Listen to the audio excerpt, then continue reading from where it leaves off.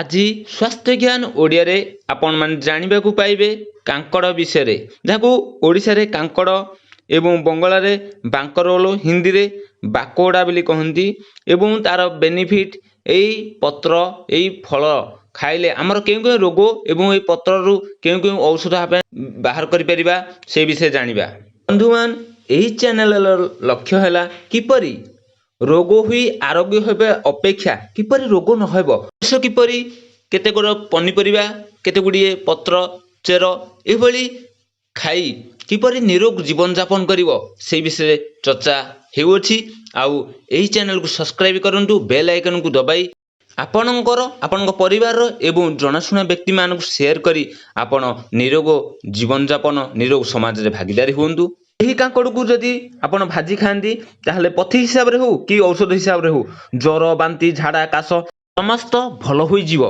चर्म रोग रे एहार पत्र को हलदी संगरे बाटी देहरे लगाइले कुंडिया प्रभृति केतेक चर्म रोग भल हेबो एवं देहरे जदि दुर्गंध आस्ते दुर्गंध दूर हेबो। एही कांकड़ फल दृष्टि शक्ति पई बहुत बढ़िया।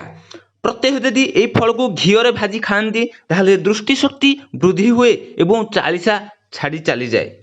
पिला मानकर हेउ किंबा वयस्क व्यक्ति मानकर हेउ जदि कृमि उदर रे कृमि होथे ताहले एही पत्र को छेची रस बाहर करी सेही रस संगे अल्प महू मिसेई सेवन कले पिला मानकर उदरस्थ कृमि सब नष्ट हो जांदी एवं पिला माने जहा खाइले हजम भल रे हुए देह रे लागे एवं सुस्थ सबल होई पढ़ंती। एही गछर मूल सर्प विष विनाश करिबारे काम लागे।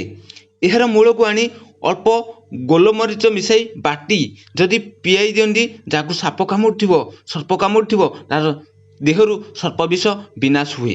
आम्भे माने एही भली चलिबा जो से कि निरोग जीवन यापन करि पारे कारण आजिकल मेडिकल कॉस्ट जेति चिंतार विषय होई पड़िछि। प्रत्येक विशेषज्ञ मानकर अभिज्ञता एवं किछि रिसर्च डाल पत्र चेर मूल फल ए सब को नेई एही चैनल रे विभिन्न प्रकार वीडियो अपलोड कराउछि जोंथिरे कि आपनकर निरोग जीवन यापन एवं आपनकर परिवार समाज निरोग जीवन यापन पई निश्चित भागीदारी हेबो।